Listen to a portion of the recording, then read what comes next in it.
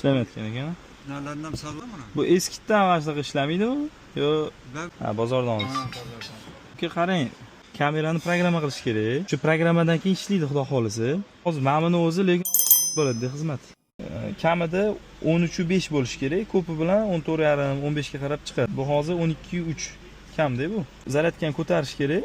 Kamerani programma qilish kerak bo'ldi. Zarli shu. Hamma balon-malonlar ular sxodu qorsa bo'ladigan, unaqa serozniy ish emas. Qorsa bo'ladi. Qo'lga beraman uni ham. Orqa oldirishga masalan muammo emas bu. Oldi kamerasi programmasi chiqib ketib qopti. Buning sabablaridan bittasi generator zaryadkasi past ekan, ikkiga mashina ko'p turib qolgan. Programma jarayoni ketyapti. Kapot eshikli shu payt yopib turish kerak. Sababi posli programma autentifikatsiya degan narsasi bor, ya'ni bloklarni bir-biriga bog'laydi. Shu protsedura o'tmasa programma chala bo'lib qolishi mumkin. Hop, ana hozir kamerani обучение qilamiz. 60 tezlikdan baland yurib обучение qilinadi deyapti. Ko'ramiz, yo'llarimiz hamma radaru.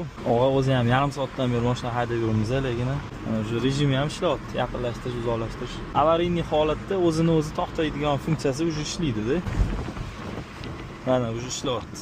Chiroq yondi-ku. Уже oldidagi mashinani ko'rdi-da.